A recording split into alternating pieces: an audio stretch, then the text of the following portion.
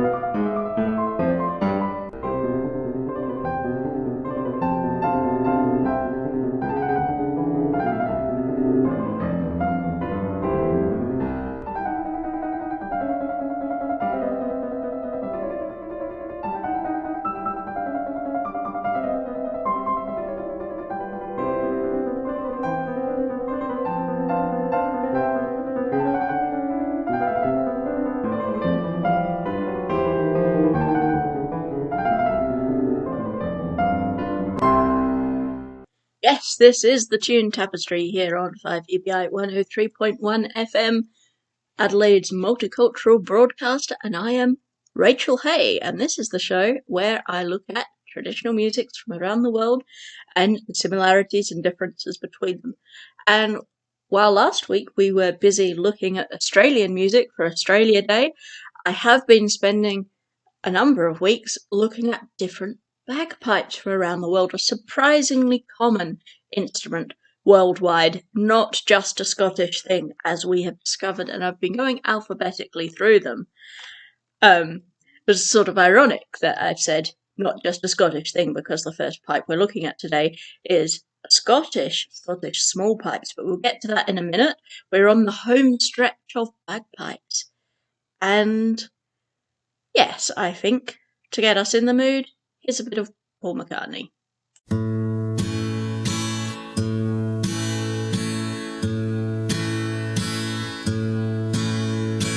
Mull of Kintyre, on mist rolling in from the sea.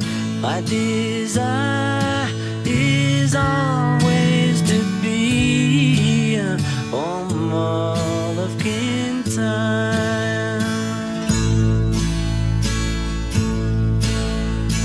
Far have I travelled, and much have I seen.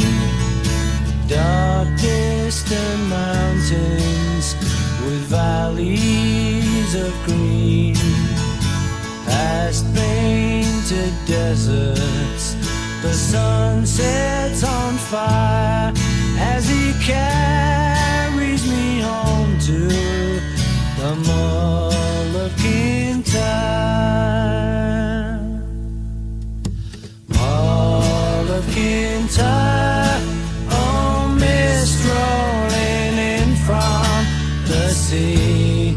My desire is always to be here, oh, Mull of Kintyre.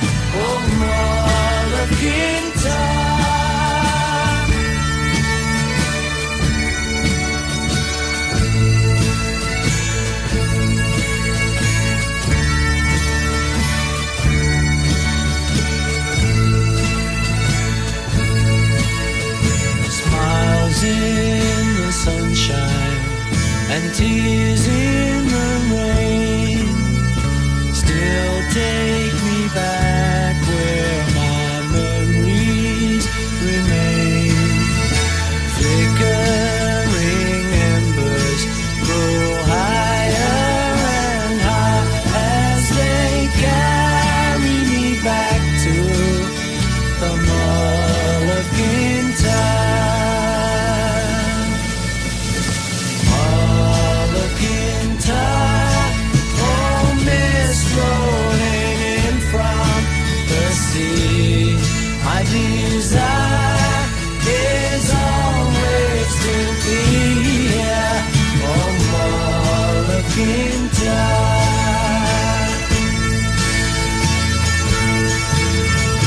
Mall of Kintyre, oh mist rolling in from the sea. My desire is always to be here, oh Mall of Kintyre.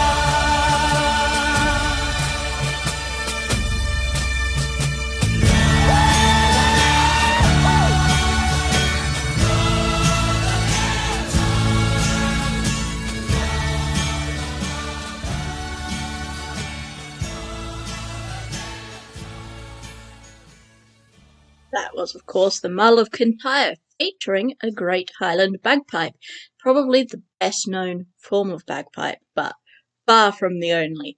But we are staying in Scotland just now. As I mentioned, the first alphabetically today is the Scottish small pipes. Yes, we're far enough along in the alphabet to be under S for small pipes. So the Scottish small pipes are a bellows-blown bagpipe, adapted by a man named Colin Ross and others from an earlier version of bellows-blown bagpipe.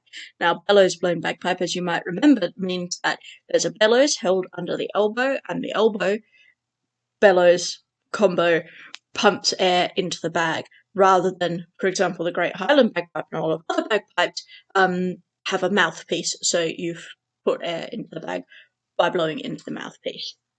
So, although there is evidence dating to the 15th century of the Scottish small pipes, it gained its current form in the 1980s and is thus considered the youngest bagpipe in the world with as such widespread popularity as it has. It's very popular with Great Highland bagpipers, who use them as a second instrument for indoor playing.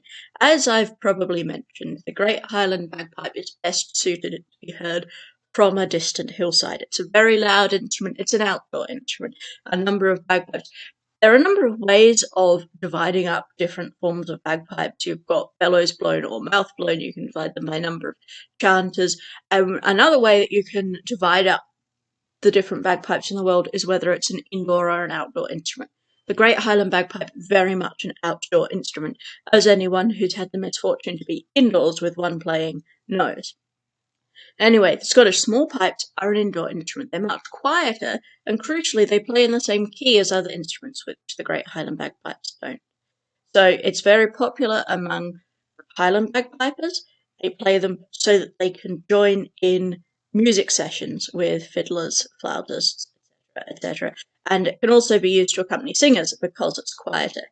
But because the Scottish small pipes are most commonly played by people whose first instrument is the Great Highland bagpipe, they are typically played in the same style as the Great Highland bagpipe, whereas usually each bagpipe has its own style of playing for the region, but this one is played by the same people that play the Great Highland bagpipe. And we're going to hear some now. Here is Bríde Chaimble, who I heard playing live in Melbourne in January 2020, Australia Day weekend 2020, which was now 3 years ago, if you'd believe it. But yes, I heard her playing live in Melbourne. So here is Bríde Chaimble, recorded in London, I believe, and she's playing two tunes on the Scottish small pipes. One is called Old Woman's Dance, and the other is called The Skylarks.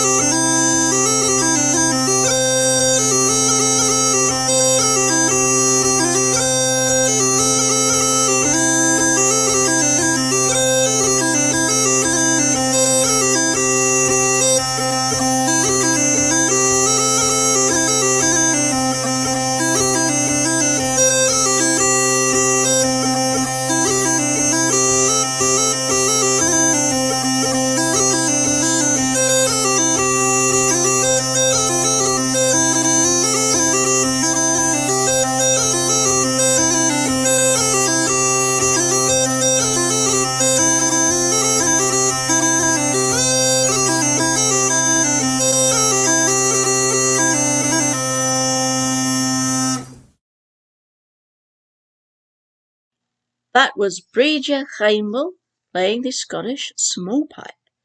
And we're going to go almost to the opposite end of the Eurasian continent now, to the Mari El Republic, which is in central western Russia. And there is a bagpipe there called the Shiver, which is played by the Mari people, who are a Volga Finnic people group. And now the Shiver is, to me, a very unique looking bagpipe.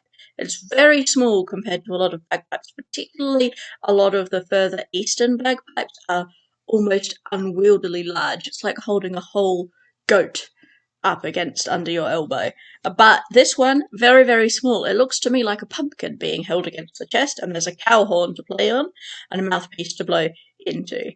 And we're going to listen to it now. Here's a man named Vasily Kuznetsov playing the Mari bagpipe.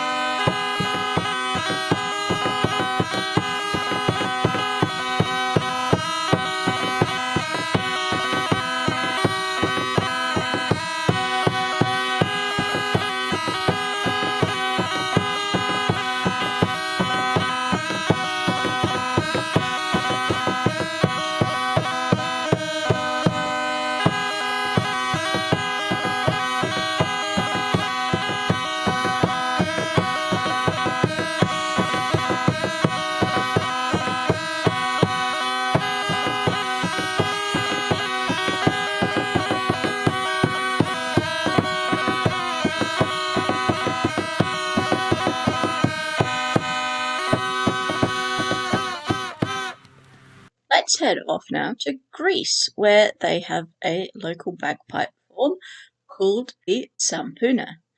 Now, this name is etymologically related to symphonia, which means concord or unison of sound, but it was borrowed into Italian as Zampona, which we'll get to in a bit because that letter is indeed coming up, and then it was borrowed back into Greek as Tsampuna. In 2006, an ethnomusicologist by the name of Wolf Dietrich commented that Greece is the only European country which has no bagpipe revival. That was 17 years ago, though, and currently a partial revival is occurring amongst some traditional musicians in some islands of Greece. And there is a music group, a trio of people who use the name Da Flute as their band name, who do play the Tsampuna. So we're going to listen to them now, and they're playing a piece called Melodias Tsampunas, or Tsampuna Melodies. Let's go.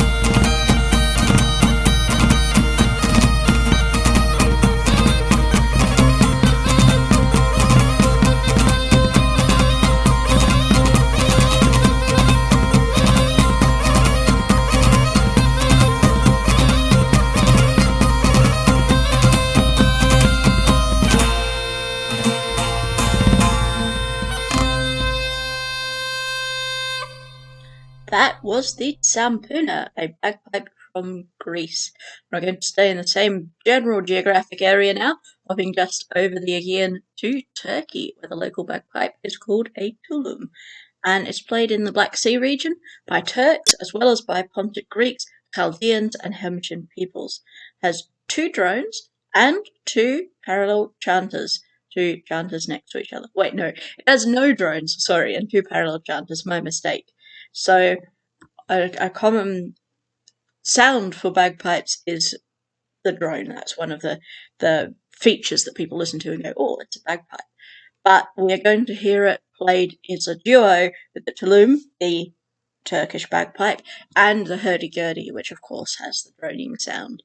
So let's listen to it. A Turkish bagpipe now. Yes.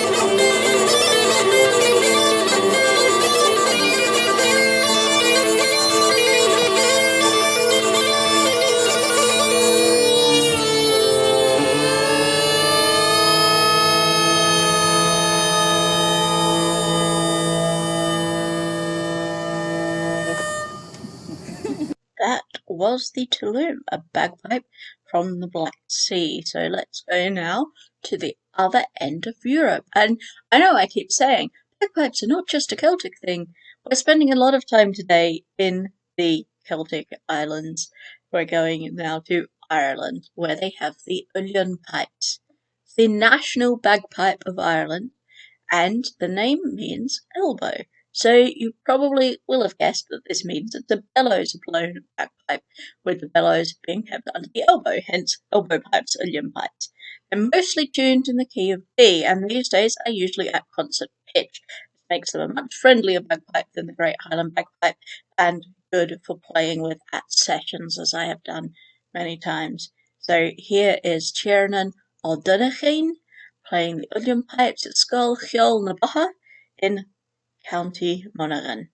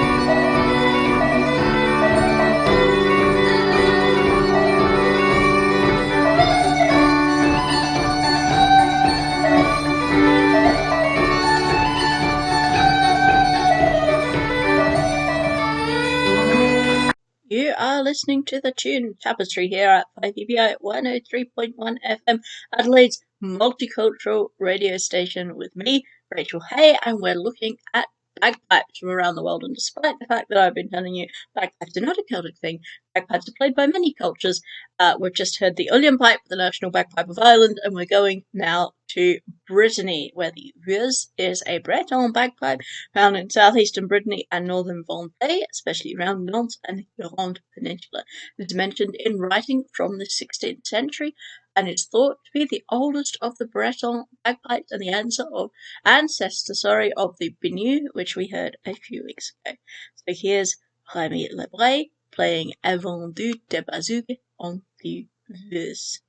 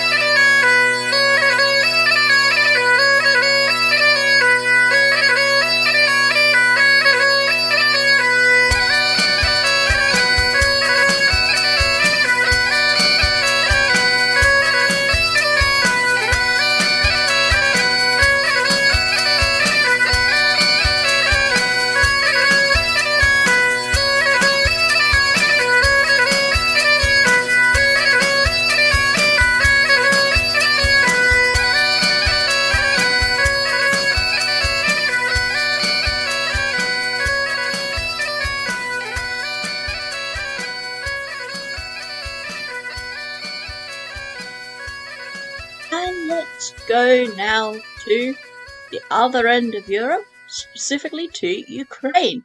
Metaphorically and not actually, because that could be slightly dangerous at the moment, but the Ukrainians have a bagpipe, which is a Volynka.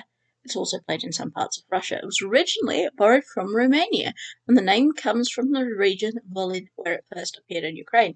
Traditionally made from goatskin, but modern instruments often have an airbag made from a basketball bladder, which I think is a fantastic innovation that more bagpipes should take up. It seems so much easier than skinning goats. And there are 2 to 4 pipes, including one chanter, which has 5 to 8 finger holes, and all the other pipes are drones. And they're double-reeded, made from a goose quill. Now, one of the best things that I found while I was researching for these programs was a pipe-off between a Volynka and a Great Highland Bagpipe, which occurred at a Robert Burns night somewhere in Ukraine a number of years ago. The whole video is about 12 minutes long, which I couldn't quite justify given the number of bagpipes you have to get through, but you should go and find that because I enjoyed it. It was great. But anyway, we're now going to hear Vasily Ivanov playing the Volynka.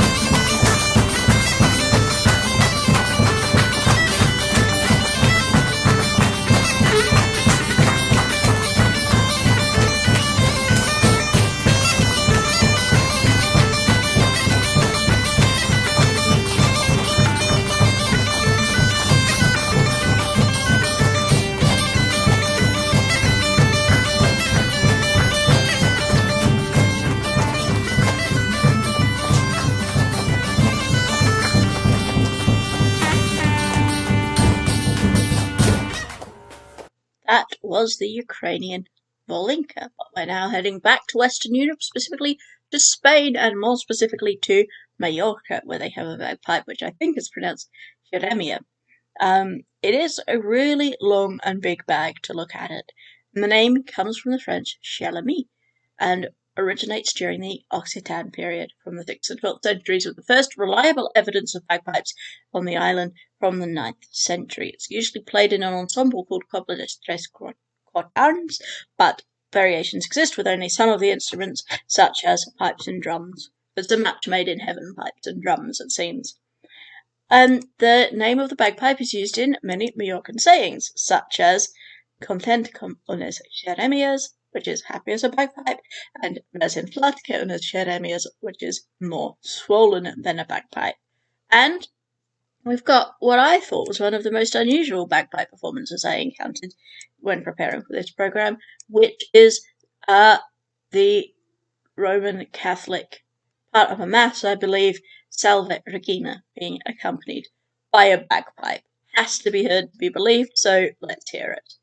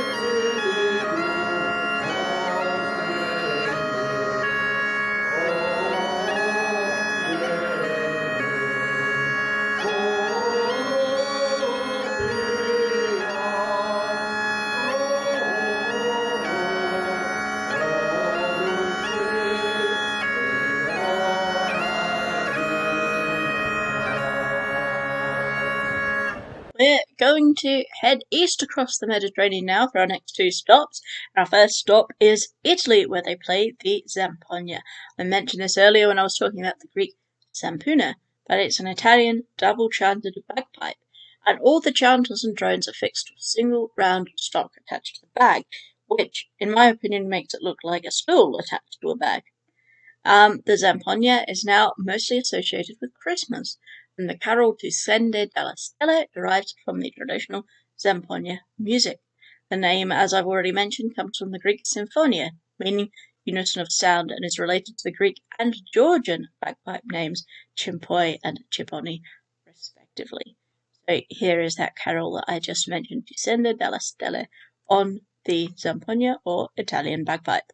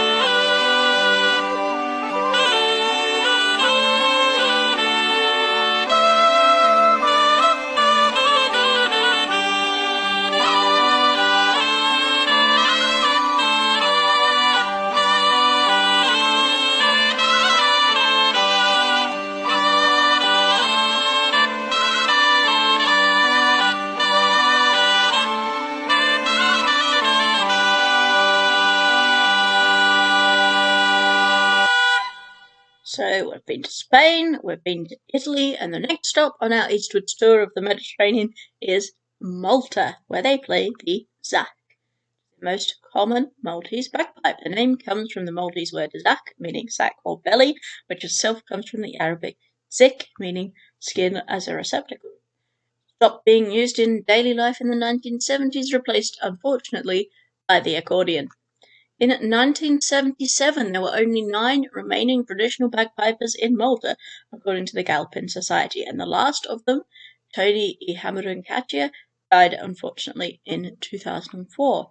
There have been attempts to revive the instrument, for example, by the Ensemble Etnica.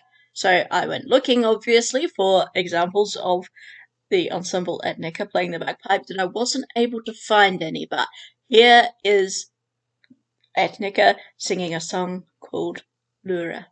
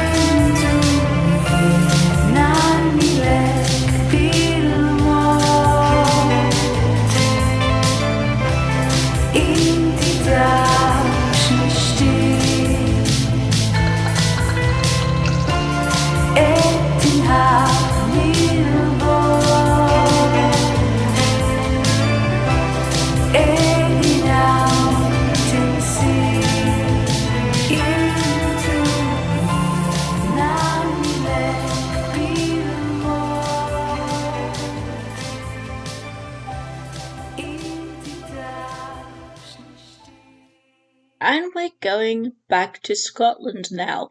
Although not to a Celtic region of Scotland, we're going to the Shetland Islands, where they have the Zetland pipes. They're not actually a traditional bagpipe. They're designed by pipe major Royce Lerrick in the 1990s, and were intended to resemble the single-drone, single-reed pipes which may have been used in Shetland by the Vikings. Despite that, he based the design on the Lady Macket pipes, or the silver pipes of Ur, which are an archaeological find dating back to 2500 BC, which is quite a long time before the Vikings arrived in Shetland.